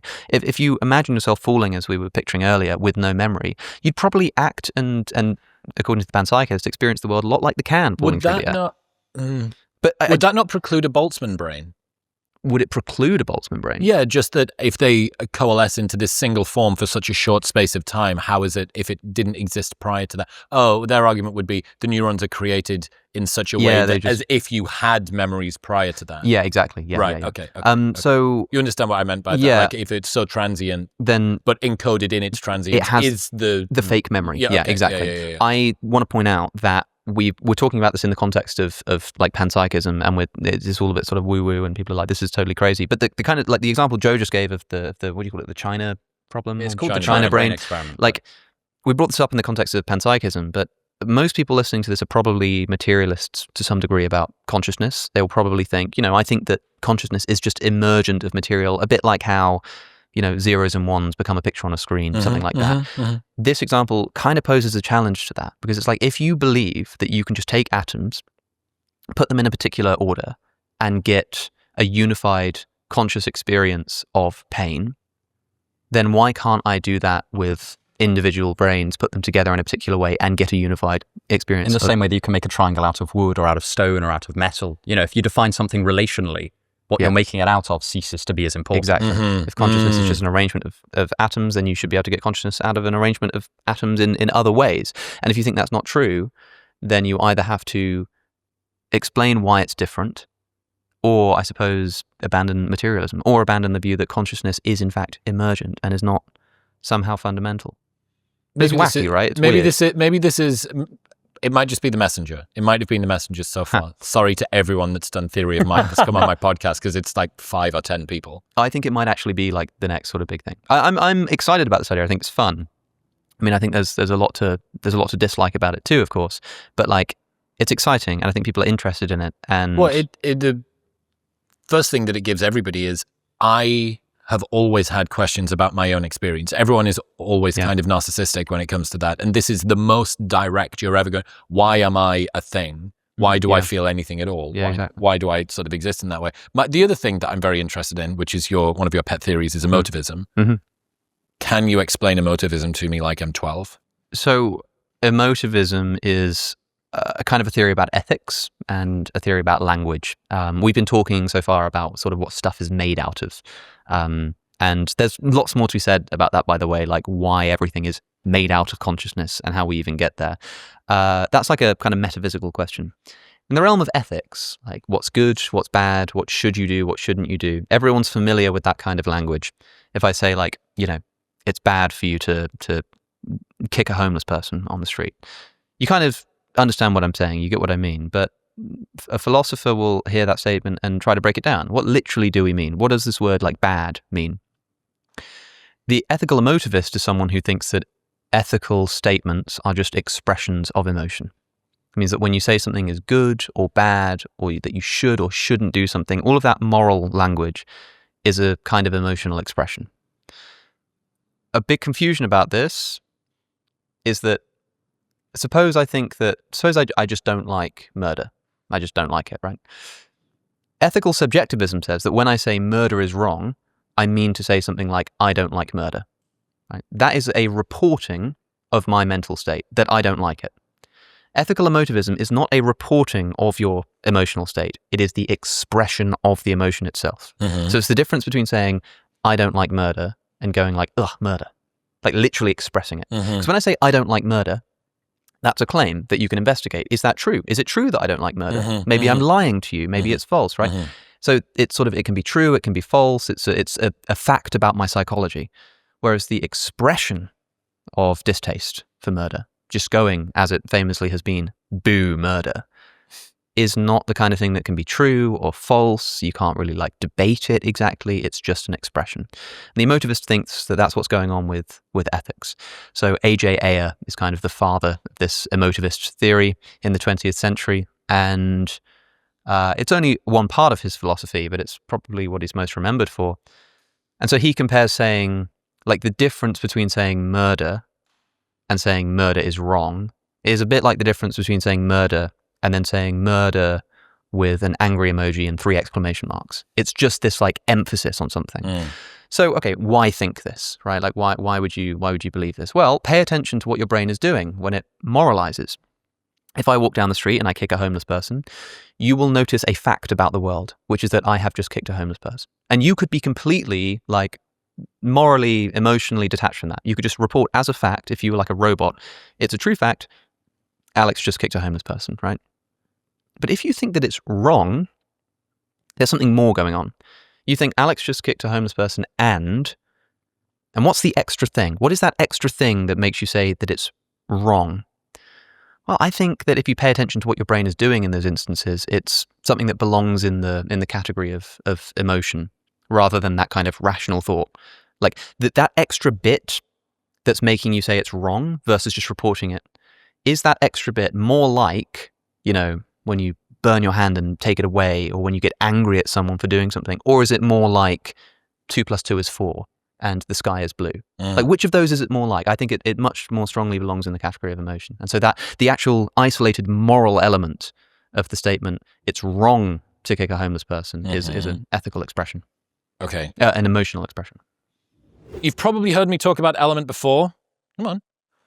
Frankly, that's because I'm dependent on it, and it's how I've started every morning for the last 3 years. Element is a tasty electrolyte drink mixed with everything that you need and nothing that you don't. Each grab-and-go stick pack contains a science-backed electrolyte ratio of sodium, potassium, and magnesium with no sugar, no coloring, no artificial ingredients, or any other junk. It plays a critical role in reducing muscle cramps and fatigue while optimizing brain health, regulating appetite, and curbing cravings. The orange flavor, in a cold glass of water is like a sweet, salty, orangey nectar. And I genuinely feel the difference versus when I've started it and when I've used it and when I haven't. Anyway, they've got a no questions asked refund policy with an unlimited duration. So you can buy it and try it for as long as you want. And if you don't like it for any reason, they will give you your money back. And you don't even need to return the box. That's how confident they are that you'll love it. Plus, they offer free shipping in the US. And right now, you can get a free sample pack of Element's most popular flavors with your first purchase by going to the link in the description below, or heading to drinklmnt.com/modernwisdom. That's drinklmnt.com/modernwisdom. if emotivism is true, does that mean that morality is just vibes? More or less, yeah. Although I think that the one thing's worth noting is that even if you put forward this emotivist thesis, it doesn't necessarily mean that anything goes. So we're very quick to... Yeah, because that's an obvious sort of follow-on. Well, but just because we're very quick to generally say, okay, something is, I'll say subjective, in the sense that, say it's different from subjectivism, but there's somebody can say boo and another person can say yay, at least in theory. But of course, there are constraints on this. I think that sometimes we get very caught up in ideas about objectivity and subjectivity, and actually sometimes I think what we're actually often getting at is the difference between stability and instability. So, and like most people think that beauty is subjective in some way, right? Beauty is in the eye of the beholder, famously. And there are people that dispute that, but that's a pretty majority view.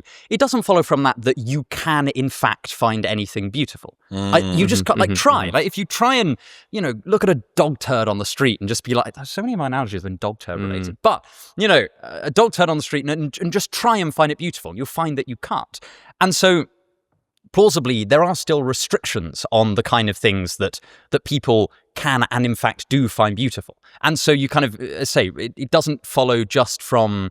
if you're an emotivist, it doesn't follow just from the fact that, or the idea putting forward that all ethical statements are emotional expressions, that this means that we're going to have total chaos and that everyone's going to value different things. There are plausibly just pragmatic constraints on the kind of things that people feel moral disgust about. So which is going to cause some kind of consensus. Yeah, so the class. One way of looking at it is the tribe of 150 people that say yay murder they're not going to last very long. They're going to be outcompeted by people who are very boo murder. Cancerous memes here. Yeah, kind of, these kinds of responses function in a similar way to ethical subjectivism, which most people are familiar with this idea that some people think that ethics is real, maybe it's given by God, maybe it's inscribed into the foundation of the universe, and some people think, no, we essentially kind of make it up. And the debate is always this practical one. Like, well, then, how can you say that this was wrong? How can you say that that was right? Yeah. Some people just say, well, you can't. So one thing to note is that it may be true that if we all became emotivists, the world would become a complete disaster and people would just start being self-indulgent. That wouldn't make it untrue. It would just make it not very practical to believe, and therefore maybe we should cut this segment and not let anyone hear about it, right? But if you're asking what is vibe coding human morality, what is true, it will evolutionarily self-deselect. So it's not. If it were actually a bad thing to believe, that doesn't mean that it's. So we a false could have had a lot of emotivist ancestors, but they maybe didn't stick about. Yeah, or if it is in fact something that would lead to this arbitrary disaster. Do you think it does? No, for a few reasons. Partly because I agree with you. People will be listening to this going well, I think I could see a dog shit as beautiful in the right sort of context. And I think that's true. But the point remains that there are things that you find beautiful that you can't just choose to not. And there are things that you don't find beautiful that you can't just choose to become beautiful. I think there is a degree on fundamental matters of somewhat universal agreement in the same way that we kind of broadly agree on many artistic points, right? We might have, I don't like Impressionism and I think Van Gogh is overrated, but broadly speaking, we have an idea of one piece of art being a good, beautiful piece of art and one thing not really being a piece of art at all. But of course, there's so much room for subjectivity there that on the moral particulars, you run into a problem. How do I think this can be addressed? Well, one important thing to note is that A.J. Ayer talks about this. Most moral debate, because this is the thing that you undercut, the ability to debate morals, to say, I think I'm right and you're wrong. If it's all just feeling, you can't do that. Yep. We're just feeling. So you can't morally debate. Ayer points out that the vast majority of moral debate that you hear on a regular basis is not actually moral debate. It's debate about facts, which then inform your moral view. So imagine you're having a debate about gun violence in America.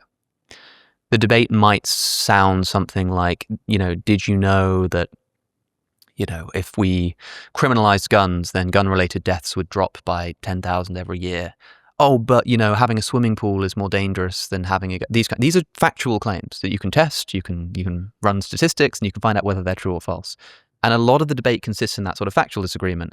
But the actual moral element isn't actually being thrust up against what people are trying to do there, which would, I guess, at least reinforce the emotivism view, is get further up the stack from someone's emotive outburst and say, well, actually, the facts that your emotions are based on are different. Let me change those facts and see what exactly. then And comes it would just bring about a new emotional state. Because suppose you were like, you were really scared of getting on a train, and I said to you right now, oh, we're going to go to Edinburgh, and you felt an emotion of fear, and then I just told you a fact, which is, oh, we're going to get the plane instead. Your emotion would change. I haven't like convinced you on an emotional level. I haven't like changed your emotions exactly. I've changed facts, which then dictate what your emotional state is. Presumably, you could also teach me some things about the safety record of trains. That's also true, which would change your emotional state without just you saying, I'm scared of trains, and me being like, no, you're not. And then we have a debate. Like, that doesn't make any sense, right? That's not actually how it goes. And that's actually not how it goes in morality a lot of the time. You know, because if you find two people who are debating about guns, and one says that, you know, if we have guns on the streets, then, you know, people are going to get attacked. And another person says, yeah, but when somebody's attacked, like, do you only want the bad guys to have guns? Don't you want good people to be able to defend them? What's the, like, moral boo and yay there? It's something like, you know, boo innocent people dying, you know? Like, they probably agree on that. And then it's just sort of a factual dispute of what will sort of bring about that innocent people dying. So does that suggest that people's moralities aren't actually as divergent as we think that they are? That most people agree on most things when it comes to morality? Not necessarily. Right. It's actually a very difficult question to answer. The thing I'm intending to get across here is that if it is the case that there is this big problem with something like emotivism, that it doesn't allow us to have these debates and say that people are wrong, I think that it would be much more restricted than people would first imagine. Because you first think, gosh, I can't say that you're wrong to do it. I can't say that you're wrong to steal that apple from the store. I can't say that it's a good thing to walk your wife home or something. You know what I mean? Like, but that's not the case. If there were some kind of disagreement that we were unable to resolve, it would be much more foundational and much more broad. That might exist. It might not. Our evolutionary psychology might be such that we, on the most fundamental levels, like, basically are made of the same stuff.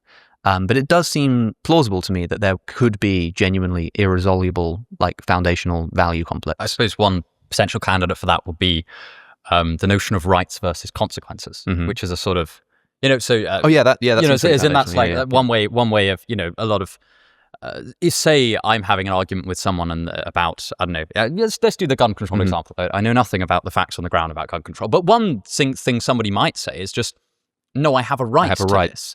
And that would be an ethical statement and thus an expression, but people do use that in a kind of load-bearing justificatory way.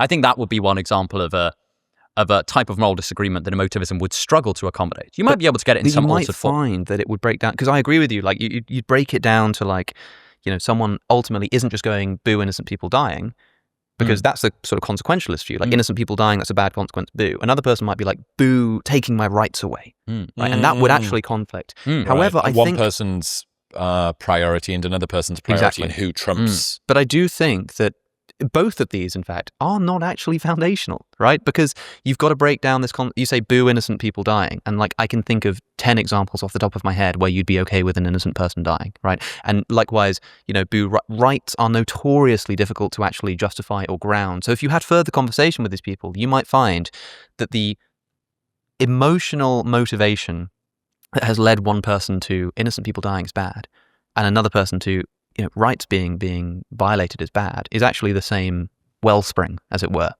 And if that's the case, then this problem goes away. It might not be the case, though. And then you are left with this problem of, like, value conflicts that can't be resolved, but it's much more restricted and would probably operate on the level of, like, societies rather than individuals, which, guess what? It does. And we kind of, like, just accept that some societies have different morals and some don't. That's a good point. I suppose the other... At least on the particulars. The cannibals we don't... Well, the other potential issue you might find is that it is entirely possible that we just have a non-foundationalist moral psychology. So on that, we've kind of said, oh, well, maybe we won't end up disagreeing because we'll get down to fundamentals. But I would potentially, it's certainly a possibility that we have just loose branches of moral statements. Like, I was thinking about, that's a good example. So, like, the example that was it, I think this in Jonathan Haidt's book, he uses the example of, he takes a bunch of consequentialists and then asks them about like the kind of theoretical consequence-free incest scenario. Yes, where where which basically just never exists in real life, but in this kind of laboratory setting, he kind of posits it. And he often finds that, that's something that people will condemn regardless of the foundation, their stated foundation to morality. So that's one potential counter. You talked to Simon Blackburn recently. Yes. Is he still calling himself a quasi-realist? He actually regrets inventing that term. Okay, what does he call himself now? I'm not sure what he actually calls himself now. I think he's still a non-cognitivist. Blackburn is a non-cognitivist, a kind of emotivist. He's got a lot of interesting things to say about that. I just did a whole episode with him, so watch it. I think what you just said. What did you just say? Quasi-realist. Before that. About the idea of it's possible that the ethical statements that we will boo and hooray at are not a foundational structure. Oh, yeah. And indeed, Incest. in emotivism, we might expect that to also be the case in emotivism.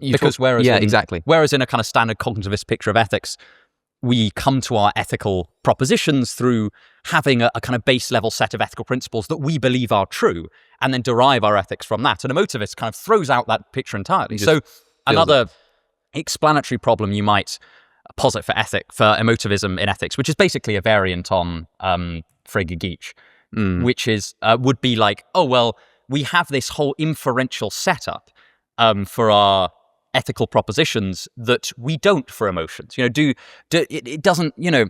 I don't get angry because I've inferred anger from some kind of previous emotional principle. I might get angry because somebody does something that I perceive to be an injustice, but that's going from a thing that I believe to be true, and that kind of this whole inferential structure that our ethics seems to follow, and at the very least we want our ethics to follow as an ideal. We hold people being ethically inconsistent as a bad thing, seems to rely on some kind of underlying intuitive cognitivism. So there are different problems you can have with emotivism and non-cognitivism and ethics more generally, but there are responses to those problems, and I think you know some of them. Incest. One good proof of emotivism might just be the incest question. It's famously difficult for people to deal with incest, and it's always funny watching people sort of wriggle, thinkers on stage, when somebody's brave enough to ask the question why it's wrong. Consequentialists are notoriously bad at justifying this, and they'll say things like, well, because incest leads to having disabled children. In response to which there are a few questions. Firstly, what's wrong with having disabled children? Secondly, obviously, what about the cases where procreation is not going to be possible? That's obviously like a side issue. We can obviously correct. Oh, well, there's like a power imbalance between. Okay, we can obviously just answer the question, right? You know what I'm asking you, and people can't do it. The emotivist, but bear in mind, this is one of the most universal taboos in the world. Is the incest taboo? It's like everywhere. Interestingly, some societies have variant forms where it's like it's okay to marry your older sister but not your younger sister, stuff like that. It's kind of weird. I mean, famously, cousins were in the royal family. Oh yeah. I mean, cousins have always been a sort of a sort of stick in the mud for this. Like people don't seem to care so much about cousins historically, but quite clearly, they're the Goldilocks zone of familial relation. Yeah, exactly. Yeah, for keeping it in the family, but not too much. They're close enough that you know them. You don't have to actually go that hard looking. Exactly. That's how you end up with these 15th century monarchs with chins out to here. It's true. So they say. But clearly, there is this universal taboo, and most people just instinctively think it is just. Well, what's the word? Realistically, what's the word? It's something like, it's just gross, man. It's just it's not. And the emotivist says, yeah, that's what's going on, right? Yeah. And so the wrongness of incest, when you recognize how difficult it is for people of a just prescriptivist moral theory, like if you're a believer in God who thinks that it's just revealed that it's the wrong thing to do, then fine. That still doesn't actually explain why it's wrong. Just tells you that it's wrong. But for any secular ethicist, it's notoriously difficult when you select out those other factors. And so, if I ask you, Chris, if you think incest is wrong, I don't know what you would say. Well, I'm an only child, so it's actually really difficult to. I've thought about this at least a little bit. It was you that first taught me about the incest question, and then Jonathan Haidt kind of I read it in full. Two things. First off, the reason that humans feel incest aversion is because of something called the Westermarck window. Familiar with this? No. Okay, so the Westermarck effect is young children that are raised together that spend sort of infant and young child years in close proximity, especially if they see their mother raising another child, they have sexual aversion to them. This is adaptive, right? You do not know who your sister is. You don't know who that person is. What you do know is that that particular individual was fed and cared for by your mother and you played with them and they were around between 0 and 10 years old, this leads to some pretty difficult situations. If you have twins or brother and sister that are separated at birth, they've missed this Westermarck window. They do not have sexual revulsion. Now, cognitively they might, but that like ick that apparently people who have brothers and sisters, I don't have a brother or sister. So I don't, like, to me, that innate sense, when you do this, anytime that you do the incest question, people's faces start to sort of squeeze a little. I feel this is the one time in my life that I feel like a psychopath. For you, the incest question is just intellectual masturbation. Specifically intellectual. But there's not to get like, I don't like to make the examples like this personal, but I mean, you have parents, you know, like, that's true. Surely the thought of, without going any further with that sentence, you get what I'm driving at. Like there is I can map that on. There's something you can. That's true. But anyway, Westermarck window, really interesting. So if you have brother and sister, or specifically the classic sort of daddy issues thing, daughter and father, deadbeat dad leaves, dad comes back in. Oh, right, yeah. Sometimes this happens and they don't even know, you know, adopted kids, so on and so forth. And you end up finding, because there is a kind of resonance that's in that. You think, wow, like this person just seems so like me. And it's like, yeah, they share quite a lot of your genetics. Well, look, but the thing is, like, I think there are all kinds of explanations you can give for like why this taboo has emerged. But like, there are explanations for things that do not equate to justifications for things. You know, I could explain why human beings have an inherent like racial bias. You know, because when you're living in tribes, it makes sense to be suspicious of other. So I can explain evolutionarily why, you know, somebody might be a bit racist. But most people think actually that's wrong. Like, we don't want to do that. Like, so it's not a justification for it. It's an explanation for why it exists in the human psychology. Mm-hmm. So you can explain why the incest taboo exists in the human psychology and why it crops up in some areas and not others. But if you think it's wrong, I'm going to ask you why. And as an emotivist, I can. If someone says, "Well, I just think it's," I've had this conversation with people in the pub, and they give me an emotivist answer. They say, "But it's just disgusting. It's disgusting. That's your brother. You know, that's your sister. It's just." I'm like, yeah, exactly. And it's like one of the most, I think, compelling cases for emotivism. Everybody's LARPing as an emotivist when it comes to the incest question. Or rather, they're LARPing as something else until it comes to the emotivist around every question. Okay. But, so much of it actually breaks down to emotion. There are lots of reasons to think. Do you identify as this? An emotivist, to be clear. Yes. Yeah. I think so. I find it. Have you had to put some sort of qualifier, quasi? I've got kind of philosophical commitment issues. You know, like I find it very difficult to call myself anything. Really, like it's because you're sort of philosophically non-monogamous. Yeah. Not just because not just on a practical level of like, oh, you'll be held to it and people will, but just because, like, you know, who bloody knows, man? Like, realistically, who? Because we like to put labels on things. Yeah, that's right. Like we like to put labels on emotions, such as good and bad. I mean, I think one way I've tried to explain this, and why I do call myself an emotivist, and say, yes, I am one, but, like, you know, pending corrections, as it were, I would, you know, drop it in a moment if there were sort of good evidence against. Emotivist agnostic. Yeah, like emotivist, but with a degree of emotivist curious confidence. Yeah. I think if you imagine what it would be like if we didn't have a word for anxiety. Just like there was no word for it, right? And you were feeling anxious. You would try to describe your feeling to me by using other emotional terms. You'd say, like, oh, well, I feel a bit, it's sort of like sadness, but I'm like excited. I don't really know how. And so you isolate that feeling, give it its own word. Mm-hmm. So if I ask you in that kicking the homeless person case, what is the extra thing you're feeling other than just the knowledge of the descriptive fact that I kicked a homeless person? You'd be like, well, it's something like no, or something like stop, or don't, or boo, or gross. And it's none of those things, but it's something a bit like that. So we sort of put a box around this feeling and give it a label, and I think we've done that, and that label is bad. And so you kind of, it belongs in that category. One big mistake people make, I think, with emotivism is that you say that ethics is an expression of emotion. I don't mean that bad or shouldn't maps on to pre-existing emotions that we know of, like, you know, boo and anger and frustration. It's its own unique emotion. Those are just like, it belongs in that category, right? People often think that an emotivist thinks that murder is wrong means something like expressing anger or distaste or disgust. It's not. It's its own unique thing. It's expressing wrongness, which is its own thing, distinct from those things, but it belongs in that category. It's a kind of emotion. Yeah. You know what I mean? Yeah, I do. I'm interested. Is there a philosophy of influence? Because you two are both influential, study this stuff.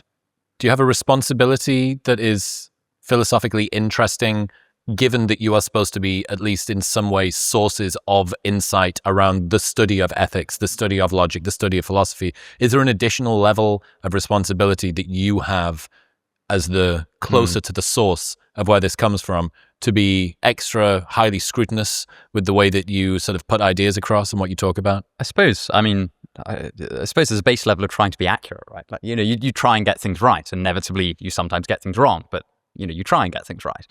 I think that, I think another thing that I'm very keen on when presenting philosophies is to try and get across that this is only really a starting point, right? This isn't me from your computer screen telling you what's definitely true about the nature of the life and the universe. That being ridiculous. But that hopefully, if you find some of this helpful or you find some of this insightful, it will be kind of grist for the mill of your own thinking. I'm very I think that I think this about a lot of people quite often talk about things like videos on YouTube or podcasts or various different types of just disseminating media will sort of react with a little bit of skepticism. And people do this about news articles and journalism, where they sort of say something like, "Oh yeah, but there are flaws within this medium. Your errors will creep in, etc., etc., etc." And they're certainly right. And I think that the one of the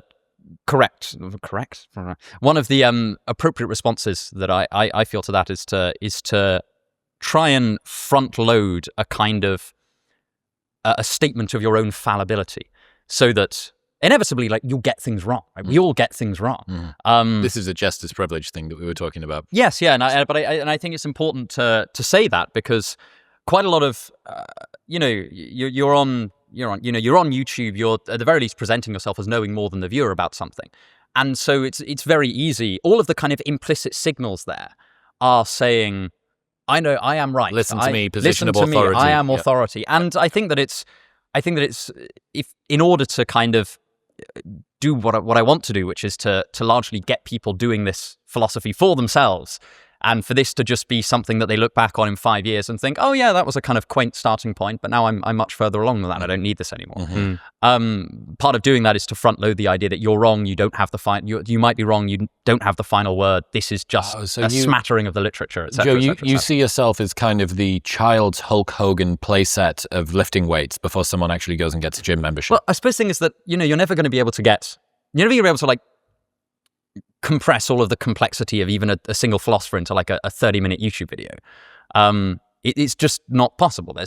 They're all very complicated. But you might be able to give people a general idea, and also hopefully put them in a position whereby if they choose to go and look at that philosopher or that philosophy or that philosophical question for themselves, they are then slightly better equipped to do that. And, hopefully if they find some of it helpful, it helps them in their everyday life. It might do, it might not. But that's what I tend to think. I think that, no medium of communicating any kind of information is perfect. And I think that a lot of the way that I like to react to that is to just front load the flaws if they're not obvious. I mean, disclaimer.